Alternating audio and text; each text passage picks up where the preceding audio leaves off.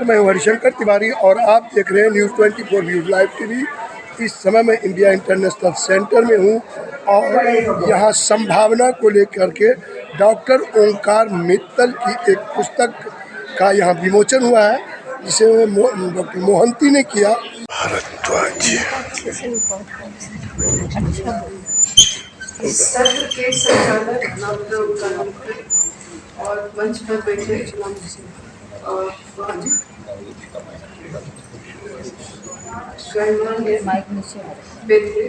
जो आज आपके सामने बोलेंगे वो बोल चुके हैं और यहाँ पर मौजूद सभी बहुत सम्मानीय साथियों,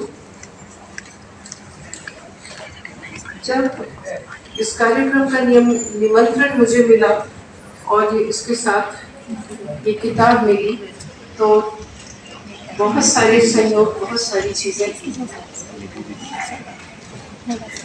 आंखों के सामने आ गई। ये यहाँ पर काफी लोग परिचित लोग हैं। हम दिल्ली यूनिवर्सिटी की दुनिया से आते हैं, जहाँ बहुत लंबे समय तक साथ रहे।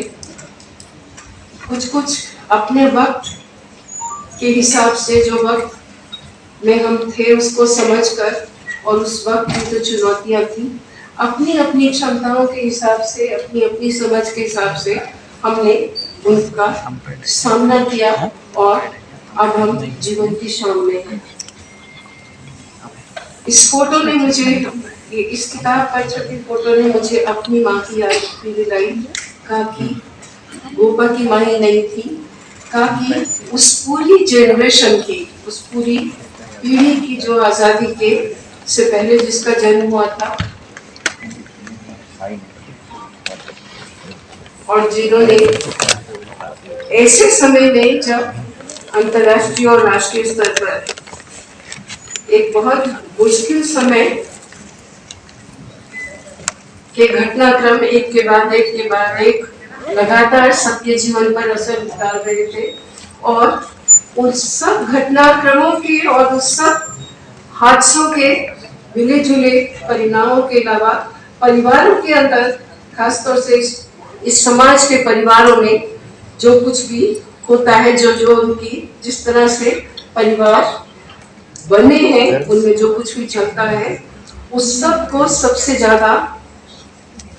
ज्यादा आप पुरुष साथी बुरा न माने, औरतें उसको ज्यादा भुगतती है, आदमी भी भुगतते हैं। मैं नहीं कह रही कि नहीं भुगतते, पर उन पर मार थोड़ी ज्यादा होती है। अध्यात्म अनुभूति कराता है। जब तक दोनों मिलेंगे नहीं, तब तक इस धरती पे एक स्वस्थ मानव आकार ले ही नहीं सकता। मैं भी 70 की उम्र में पहुंचने वाला हूं। 25 साल प्रकृति ब्रह्मचर्य देती है, आपको निखारती है। 25 साल ग्रस्त आप सृजन करते हैं, प्रकृति की बगिया को गुलजार करते हैं। फिर 25 साल वानप्रस्थ होता है, अपने स्वरूप की यात्रा। मैं कौन हूं, मैं कहां से आया हूं, कहां मुझे जाना है। हे प्रकृति, मुझे अपने स्वरूप का बोध कराओ। और 25 साल संन्यास, मतलब देना ही देना, जैसे हमारी बहन खन्ना जी ने कहा। ये बड़ी चीज है। जब आपके आप इस तरह से हैं, तो आप भिखारी के रूप में होते हैं समाज में, लेकिन जैसे आपका भाव बदला, आपकी ऊर्जा बहुत विराट हो जाती है।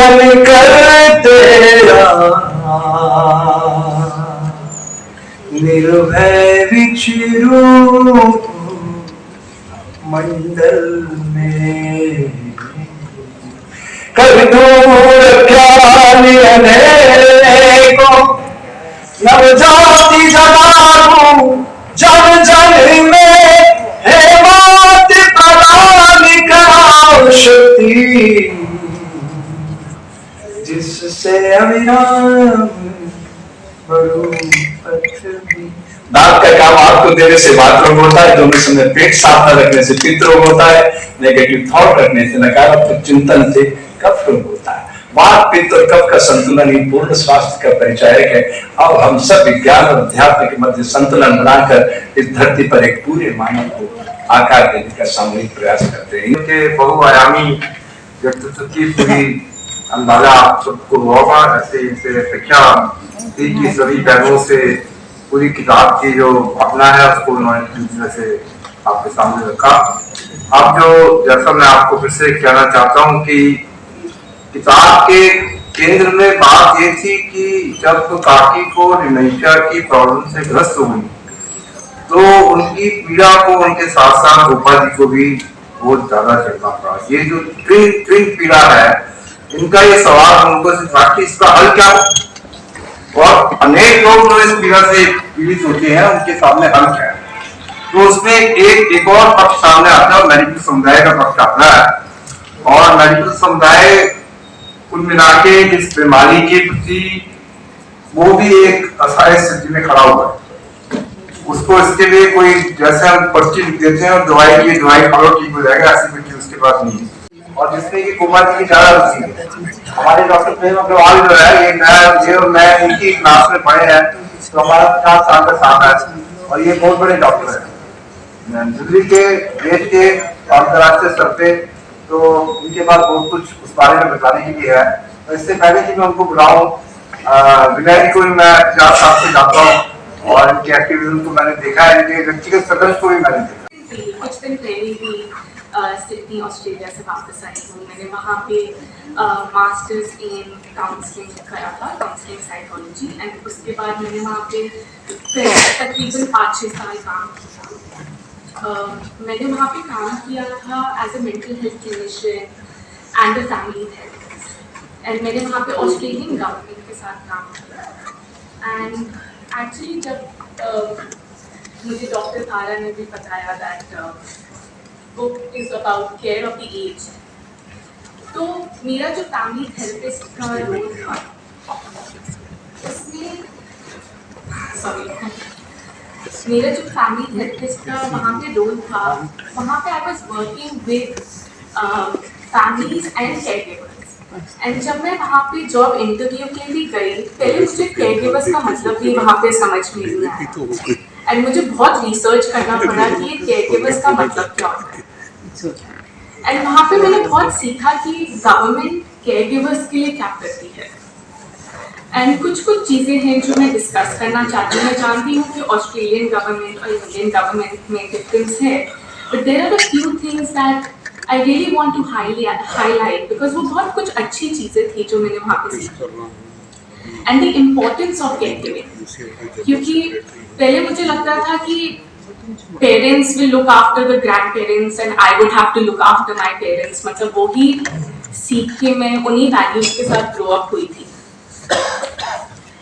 तो केयर गिविंग का ये मतलब जो मैंने वहाँ पे सीखा दैट फैमिली एक चीज होती है, फैमिली एंड पेरेंट्स एक चीज होती है, पर जब आपके घर में कोई एल्डरली हो या कोई हो जिसे कोई डिसेबिलिटी हो, वो फैमिली मेंबर का एक अलग रोल होता है एज अ केयर गिवर।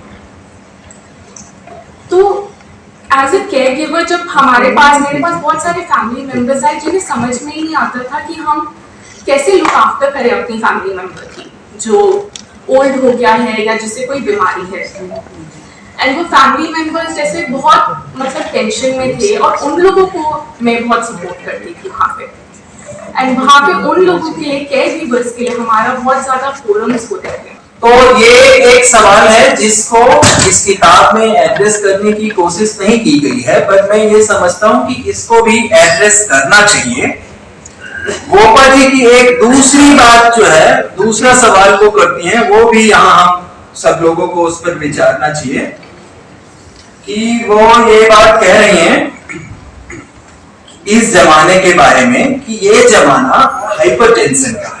जब व्यक्ति खुद ही तनाव में हो तो दूसरों को कैसे आश्वस्त कर सकता है कि हर फैमिली में अपनी जटिलताएं हैं। तो आप ये बात समझिए कि ये पुनः ऐसा हो पाएगा कि फैमिलीज अपने बुजुर्गों का केयर करने लगेंगी, इस बात की संभावना थिन होती जा रही है। तो हालांकि इसमें इस तरह के केसेस आए हैं कि जिन्होंने अपने बुजुर्गों का बड़ा मनोयोग से केयर किया है, परिवार के सभी लोगों ने मिलकर, तो ये बहुत अच्छी बात है। अमूमन लोग ये एक्सपेक्ट भी करते हैं कि उनके बच्चे उनका केयर करें। पर हमेशा ऐसा होता नहीं है कि जो सारे साधन भी चाहिए उसके लिए फिर समय भी चाहिए। और विषय में लिखा है उसको पढ़ के मैं अपनी बात खत्म करना चाहूंगा। मां की नियति है इंतजार। गर्भावस्था में संतान को जन्म देने के लिए वो इंतजार करती है। जब वो स्कूल जाते हैं तो उनके वापस घर आने का इंतजार करती है। जब रात को कहीं बाहर जाते हैं तो उनके घर लौटने का इंतजार करती है। जब वो अपना स्वतंत्र जीवन शुरू करते हैं तो मां उनका इंतजार करती है। काम से लौटते हैं तो स्वादिष्ट भोजन बनाकर उनके आने का इंतजार करती है। कभी वो प्रेम से लबालब भरी होती है, कभी चिंतातुर होती है, कभी वो क्रोध में भी आ जाती है, लेकिन अपने बच्चों को देखते ही उसका क्रोध क्षण भर में गायब हो जाता है और वो उनको अपनी बाहों में भर लेती है। अब आपका कर्तव्य है कि आपकी वृद्ध मां को आपके लिए इंतजार ना करना पड़े। उसको मिलने के लिए जाइए, उसको अपनी बाहों में लेकर सीने से लगाइए। जिसने आपसे ऐसा प्रेम किया है जैसा कोई नहीं कर सकता, उसको इंतजार मत करवाइए। उसकी आपसे यही अपेक्षा है। मां की त्वचा पर बेशक झुर्रियां पड़ जाती हैं, लेकिन उसका हृदय हमेशा जवान रहता है। आप जितना प्यार उसको दे सकते हैं अवश्य दें। याद रखें कि दुनिया में कोई भी व्यक्ति आपको आपकी मां जैसा प्यार नहीं दे सकता। मैं विशेष रूप से गोपा जी को नमन करता हूं, डॉक्टर मित्तल को, और ये जो सब लोगों ने ये सेवा का काम किया है मैं उन सबको नमन करता हूं और उनसे इस बात का आशीर्वाद भी मांगता हूं